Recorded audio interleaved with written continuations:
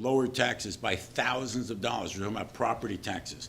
We're simply asking the Democrats across the aisle to give an opportunity to the people in New Jersey to have lower property taxes by simply having fair funding. And it's going to take a constitutional amendment to do that. And I have Dave Wolfe from Ocean County, one of the senior assemblymen in the state, one who's been on education, and just a fair guy to talk a little bit about fair funding.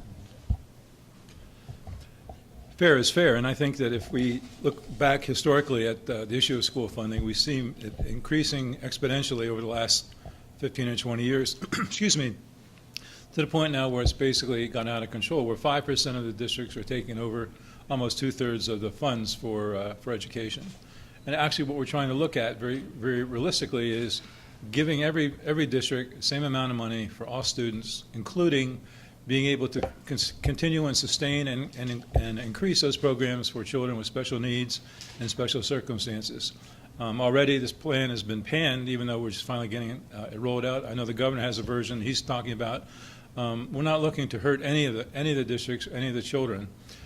This is a problem that is faced by all the legislators, whether they live in southern part of New Jersey or northwestern or the shore where I live, because whether you're in a Republican or a Democratic district and you're a suburban legislator, you're faced with this issue. And we're trying to be very fair. We're not trying to penalize anybody, but the fact is money's tight and we want to be able to distribute it on a very fair and equitable basis.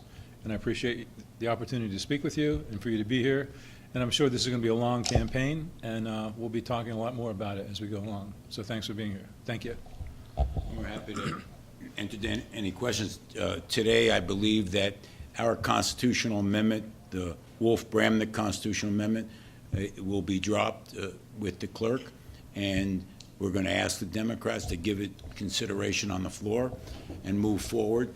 I'm a product of the Plainfield schools, which is technically an old Abbott-type district, and I grew up in a public school environment.